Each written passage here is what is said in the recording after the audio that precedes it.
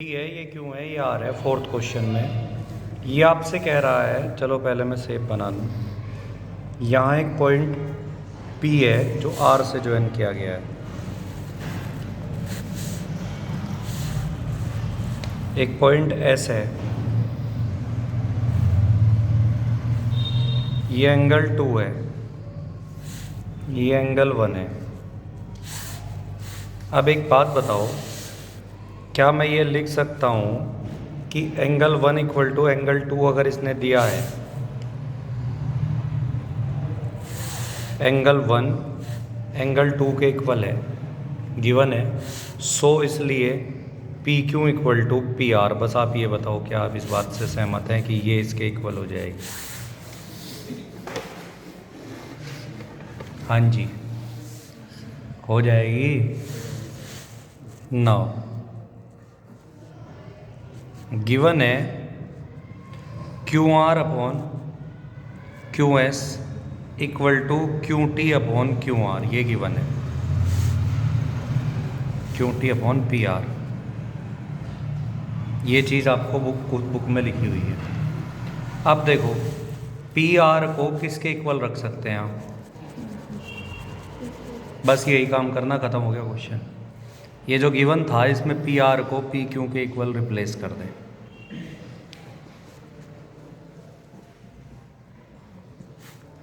So by S A S similarity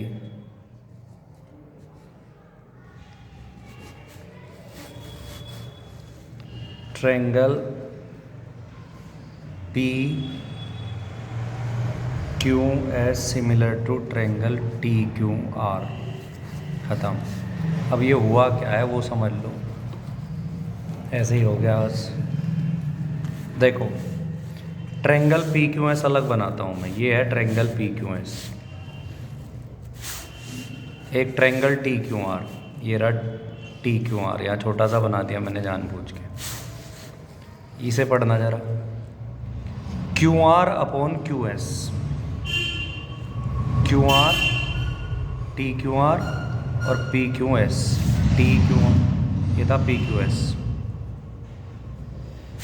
ये triangle बनाया मैंने पी क्यू एस और इधर ट्रायंगल है टी क्यू आर। अब देखो ये सिमिलर हुए कैसे इस ड्रामे से। ये हम प्रूव कर चुके हैं, मतलब Q R upon Q S equal to Q T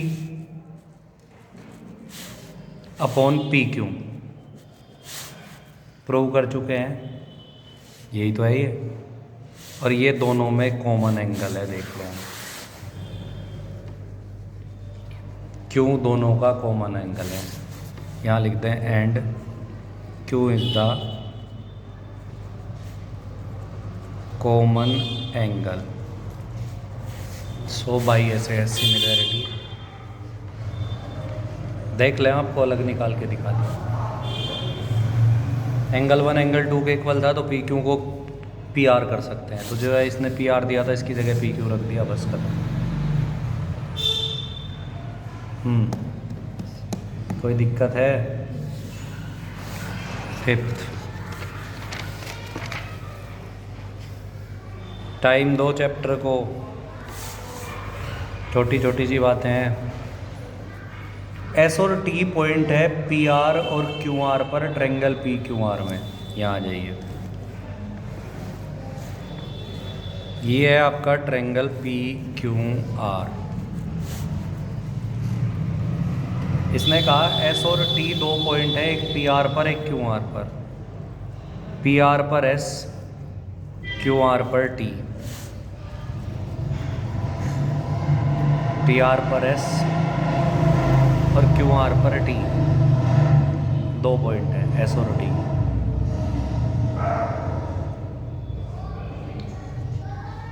इसने कहा कि जो एंगल पी है वो आर टी एस के इक्वल है। आर टी एस के मतलब ये एंगल आर टी एस है, ये इक्वल है एंगल पी के। तो आपने प्रूव करना है कि भैया triangle R P Q similar है आर टी एस के। तो आप लिखिए in triangle R P Q and triangle R T S. Angle R P Q equal to angle R T S given है, ये पहले से इक्वल दिया हुआ है। Angle R equal to angle R common है, हाँ जी, that is by angle angle similarity triangle R P Q similar to triangle R T S, यही करना था।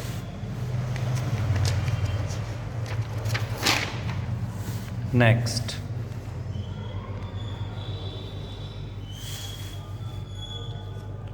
सिक्स्थ अभी छोड़ दो, इसमें कंफ्यूज हो जाओगे। सेवंथ, इन फिगर 6.38 नीचे है देखो,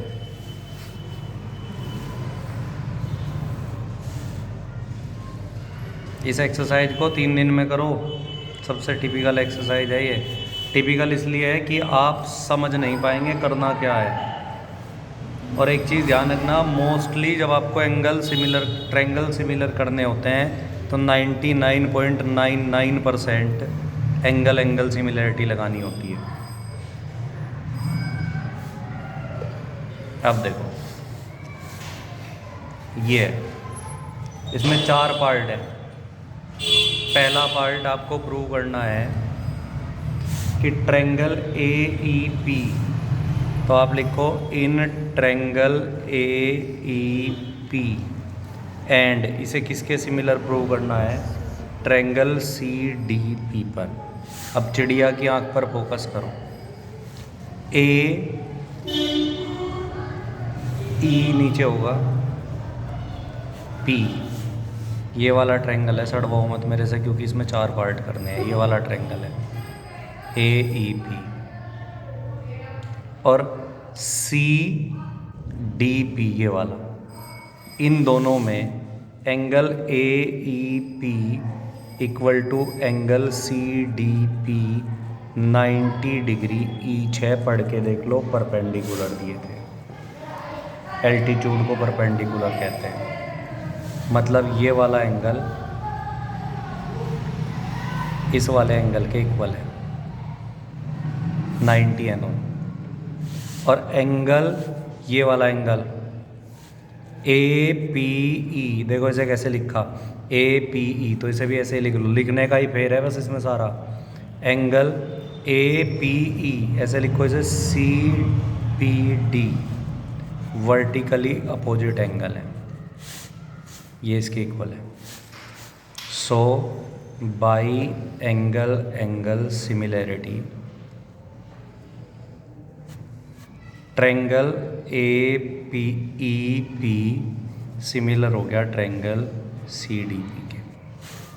हाँ जी, second part, in triangle A B D, triangle A B D है एक, और and triangle C D P, C B E, B है ये, बी ढूंढो कहाँ है ये, A B D, A B D, ये पूरे वाला ये। और दूसरा सी बी ई, सी कहाँ गया, सी बी ई। एक बात देखो, A B D,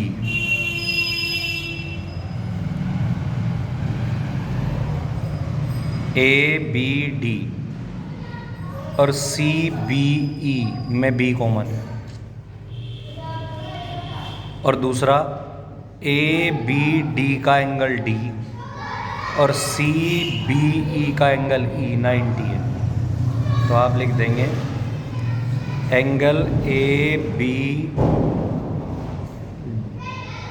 sorry angle B equal to angle B लिख दें डायरेक्ट, कॉमन है ये।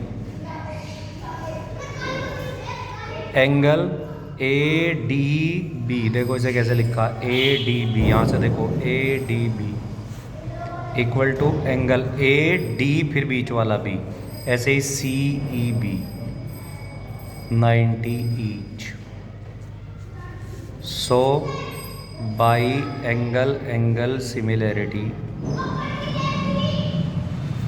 triangle ABD similar to triangle CBE. हाँ जी.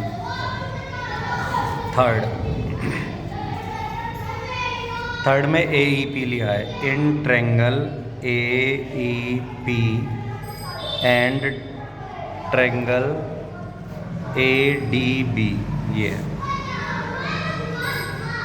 AEP and ADB. AEP ढूंढो कहाँ है.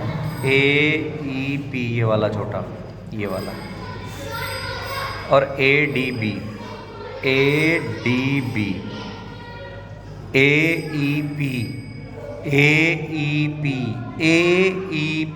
AEP और ADB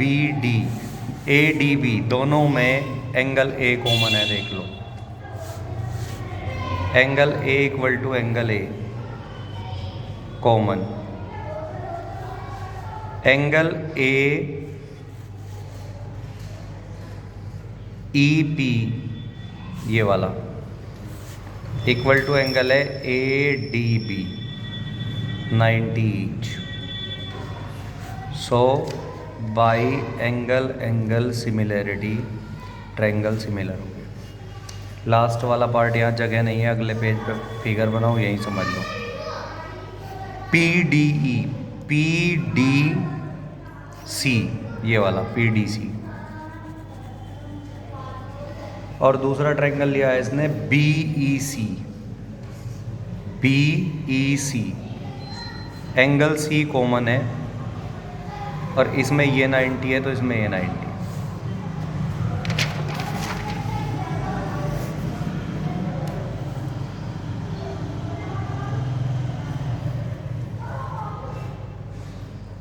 eighth, E is a point on side AD produce on a parallelogram ABCD. आ जाइए, ये एक पैरेललोग्राम है.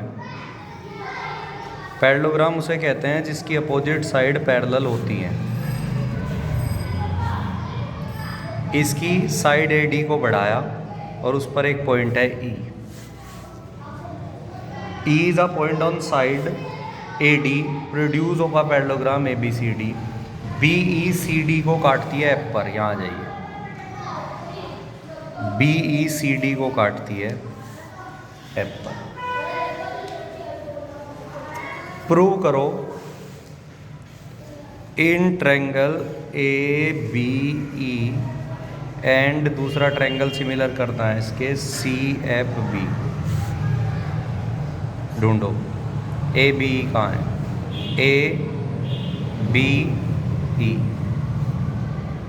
ABE और CFB, इन्हें सिमिलर करना है. मैं कह रहा हूँ ये एंगल इस एंगल के इक्वल है, क्योंकि अपोजिट एंगल पैरेललोग्राम के इक्वल होते हैं. एक एंगल निकल गया. दूसरा, क्योंकि ये लाइन ये इसके पैरेलल थी, तो ये एंगल इस एंगल के इक्वल है. Alternate interior angle. तो बस लिख दो ये angle A equal to angle C. Opposite angle of a parallelogram. एक बात तो ये हो. और एंगल इसमें से देखो, ये उठाना है एंगल E, तो E यहाँ लास्ट में है तो लिखेंगे ABEB इक्वल टू, इसमें से B उठाना तो इसमें से लिया था AE. ये मेन बात है इसकी, उल्टा लिखते एक नंबर कट जाएंगे. AEB ऐसे लिखा है इसे, तो इसे लिखो CBF. Vertically alternate interior angle, because AE parallel है BC के. हाँ जी, क्लियर है. आज बस इतना ही करें, कल ख़त्म करते हैं इसे. इसे लिख लिख के देखो, इसमें करने में जब मैं बता देता हूँ बहुत आसान है, लेकिन लिखने में गलती करोगे आप इसके। प्रैक्टिस करें बैठ के इसकी।